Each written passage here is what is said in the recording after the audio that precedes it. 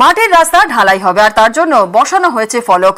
খরচ ধরা হয়েছে 1,82,00,000 টাকা, অথচ 3 বছরে কাজ শুরুই হয়নি। তৃণমূল পরিচালিত পঞ্চায়েতের অভিযোগ 100 দিনের কাজের টাকা দিচ্ছে না কেন্দ্র, তাই রাস্তা হয়নি। পাল্টা দুর্নীতির অভিযোগে সুর চড়িয়েছেন সোনামুখের বিজেপি বিধায়ক। মানতে নারাজ তৃণমূল। বাঁকুড়ার পাত্রসাগর ব্লকের নারায়ণপুর গ্রাম পঞ্চায়েত। এখানকার ঘোড়াডাঙ্গা রাস্তা দীর্ঘদিন বেহাল। বৃষ্টি হলেই রাস্তায় কাদা, তখন যাতায়াত করা দায়।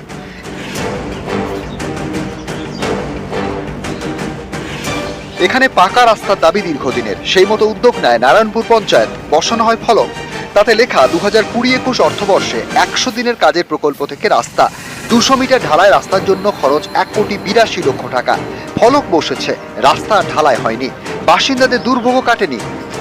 এখানে বোর্ড দিয়ে গেল, মাপ নিয়ে গেল, 2 বছর হয়ে গেল, কিন্তু আর রাস্তা আর হচ্ছে না। এদিকে বলছি, ওরা বলছে না, এখন এই টাকা যেটা এস্টিমেট ছিল সেই টাকায় হচ্ছে না। পুরোটাই সমস্যা, আমরা তো বেরোতে পারছি না। একটাই রাস্তা, আমরা চাইছি রাস্তাটা হোক।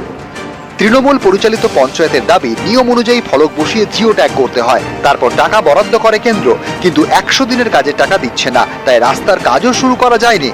প্রথমে এনআরজিএস থেকে আমাদের বোর্ড তৈরি করে জিও ট্যাগ করে তারপর আমাদের কাজ শুরু করতে হয়, কিন্তু ওইগুলো করার পরই আমাদের এনআরজিএস বন্ধ করে দেয় কেন্দ্র সরকার থেকে, দিয়ে ওই ফান্ড আমাদের কিছু আসে না এখনো।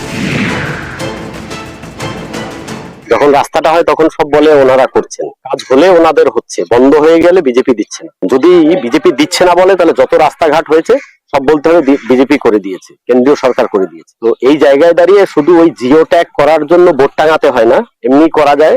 তথ্য ভিত্তিক কথা যদি হয়, তথ্য প্রকাশ করুন, তথ্য প্রকাশ করে ওই রাস্তায় দুর্নীতিটা প্রমাণ করুন।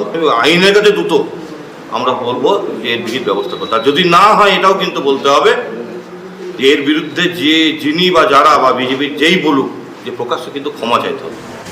বাঁকুড়া থেকে দেবব্রত মণ্ডল, নিউজ 18 বাংলা।